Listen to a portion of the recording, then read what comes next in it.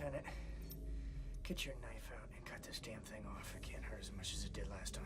The last time we almost lost you. Well, you're gonna lose me anyway. Sir, we tried to get it off you when we were back on the planet. We tried everything. You ready, sir? Here we go.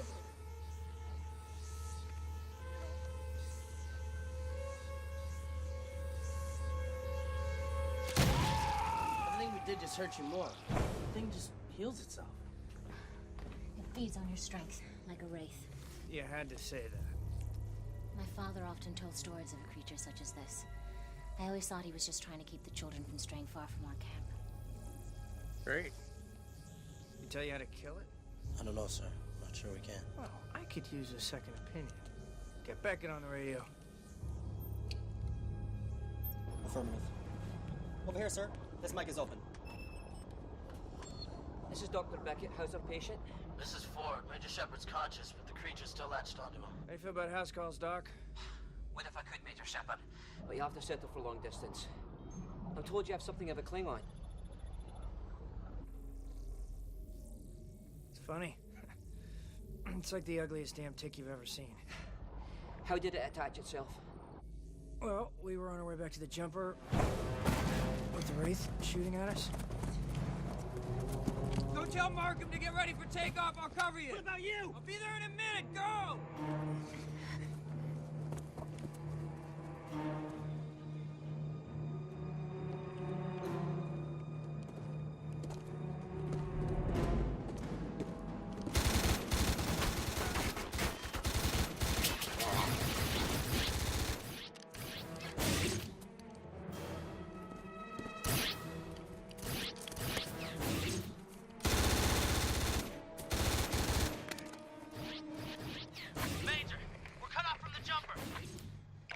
Negative. I see one at your 3 o'clock. I drew the other two this way. They're all around us. Where'd they come from? Lieutenant, you know how they can make you see things that aren't there? The path in front of you is clear. Now move!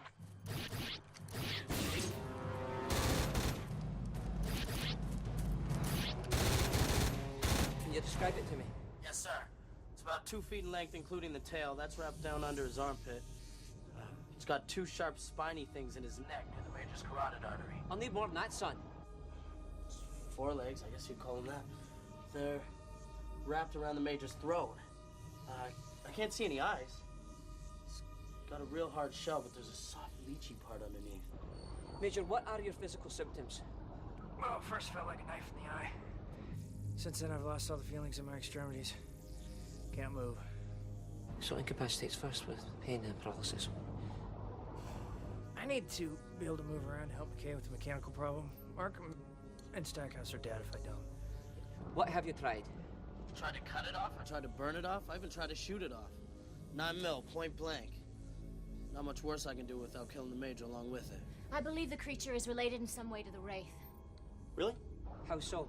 It healed itself after each attempt to remove it by sapping life from Major Shepard, just as a Wraith would. I suppose the Wraith must have evolved from something. It's probably some sort of prehistoric cousin. Listen, Doc, the major's getting worse. We gotta do something right now. You said the creature had an underside of exposed soft tissue like a leech. Yeah, I tried to cut into it. I think practically strangled him to death. Son, you don't cut leeches off, you pour salt on them. If you activate the field, they'll die. We can always open it again if they fix the problem. Well, they may not have time. If they don't, we could destroy this facility. Well, We're supposed to be working on solutions. We think the jumper must be damaged for this to have happened in the first place. Ancient systems are too advanced for this to have been pilot error. So? So depending on the extent of the damage, we can't rule out a catastrophic power feedback in the drive manifold. Without the technobabble, please. Dr. Kavanaugh was pointing out that there's a very slim chance that with the cockpit controls interrupted and the pod damaged, the main drive could overload. She means to say explode. Especially if McKay starts nosing around inside the control conduits to retract the drive pod manually, and he will. I know I would. Zelenka is working on simulations. I just came from there. If there is a catastrophic overload, the full force of the explosion will break up the jumper, follow the burning fragments through the Stargate like a bomb. You think the risk of this happening is minimal? In my opinion, yes. You all agree? Then we take the chance. I thought it was important to point out the risk. Fine, you did. Now please, worry a little bit more about their lives and less about your own ass.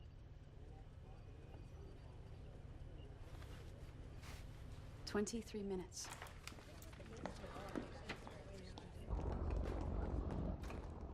Dr. Weir? I'm sorry, I don't have time right now. Neither do those people who are trapped aboard the ship of the ancestors. News travels fast. I was speaking with one of your expedition members when she was called in to help. Well, then you were aware that we are very short on time. I am. Still, this is important. Okay? You do not know this, but among our people, there is a ritual prayer that is said when one knows that death is upon them. We don't know that it is. I'm told it is all but inevitable. By whom? It is not important. What is important is that Taylor be allowed to prepare for death. Knowing the time and place of one's end is a very rare thing among our people. It is a simple rite that would not take more than a few moments. Howling? We need to concentrate all of our efforts on saving them. At the risk of forsaking Taylor's own beliefs? It is important that we use what little time we have to try everything. I would ask you not to tell me what is important and what is not in this case. I'm sorry. I can't have this conversation right Why now. not? Because we are wasting time. This is time that Taylor could use to prepare. All right. You perceive death a certain way. I accept that. In fact, I respect that. But we do not prepare for death. We do everything we can to stave it off. That is who we are. I am not asking you to suspend your efforts. No. You want me to tell everyone on that ship that they should expect to die? I will not send them that message. And if you feel that that violates Taylor's personal rights, I apologize. I truly do. But there's nothing I can do about that right now. I have to go.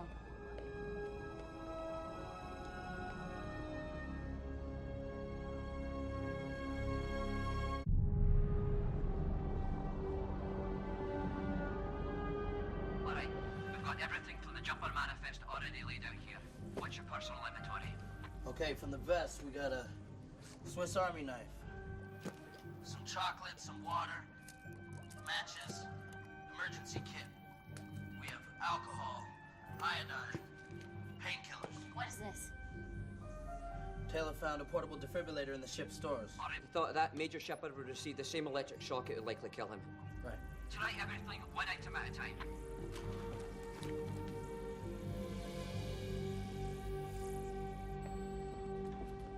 Dr. Weir? Kavanaugh, I hope you've got something to tell me. Yes, I do. What the hell was that? Excuse me? I happily left the SGC because I had had it up to here with the military running things, and you just busted me like a private. Don't be so dramatic. Besides, the Air Force doesn't have privates. Neither do I. You just cut them off. Right in front of my research team. That's what this is about? You're embarrassed? Well, humiliated would be a little more accurate. I haven't worked up to humiliation yet. I just assumed that with a civilian in charge of the expedition, there would be a little bit more... A civilian is in charge. And we are cut off from Earth, which makes Atlantis almost like a colony, doesn't it? I suppose. Well, I'm governor of that colony. No, that's all very well and good. Do you have a problem with that? You're missing my point. No, you're missing mine. If you waste one more minute, which could be used to help the people trapped on that ship because of your ego, I promise you, I will dial the coordinates of a very lonely planet where you can be as self-important as you want to be. You think I'm kidding? You wouldn't do that. Kavanaugh, get back in there. We'll talk about this later. Never again. Go. Go!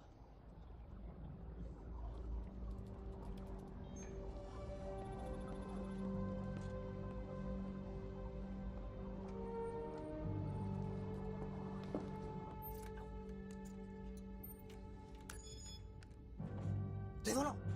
Vito Mame! Dr. Zelenka to the control room. I think I have something. We're receiving. Jumper 1, this is Weir. Dr. Zelenka's come up with something. Solenka, why can I never remember that name? Positively identify the control systems in the port side of the jumper, then retract the drive pod. I'm relaying the schematics to your datapad. Thank you. Now we're getting somewhere. What? Zelenka has identified the control pathways to the engine pod, which means that's increasing my chances of fixing this from 1 in a million to 1 in 1,000. But, it's something. Elizabeth. Yes? We'll only have 7 to 9 seconds to warn you if I accidentally trigger a catastrophic overload, so... I tell you to raise the shields. Don't hesitate. We're aware of the risk, Rodney. Do your best.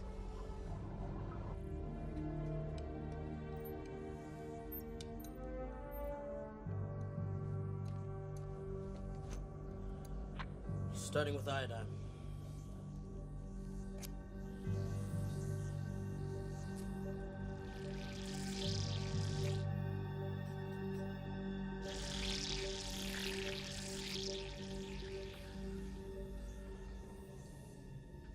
Scratch iodine. What else have you got there? Yes, what do you got there? Any food? You're kidding. I have less than 20 minutes to save our lives, and I am teetering on the brink of a hypoglycemic reaction, so... Thank you.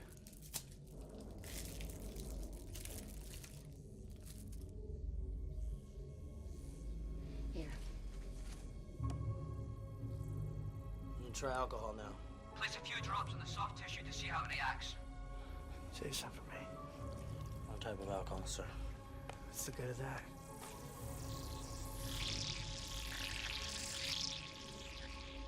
Not much, sir. No reaction to alcohol. Right, what next? Did the doctor not say to pour salt on the creature? I thought it was a metaphor. But it doesn't matter, just try everything.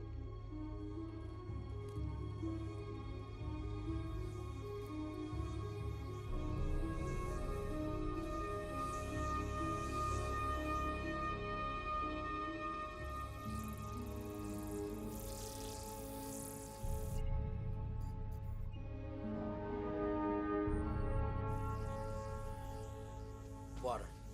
Give me water.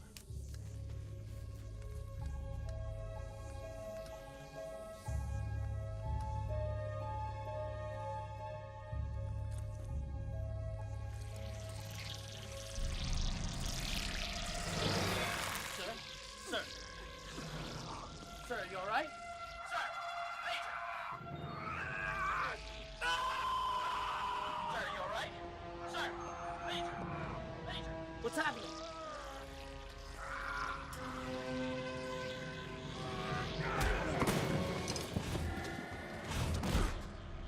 What's happening?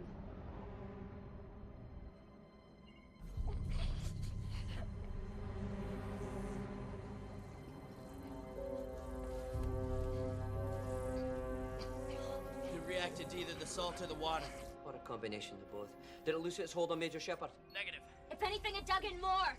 Please don't do that again. I won't, sir. Sorry. Most likely a primitive defensive reflex of salt water. We moved. When you fell, I must have crossed one of the circuits. I think the engine fired for a microsecond, but it stopped. Oh, no. What? What? So much for Plan A. What? When the Stargate closes now, every molecule of air in this compartment is going to rush out through there.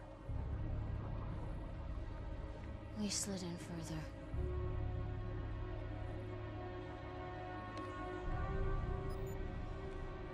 "15 minutes.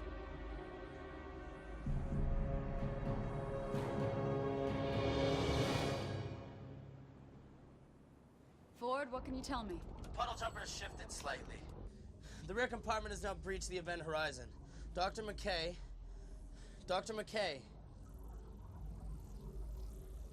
is still hopeful he can retract the drive pod in time.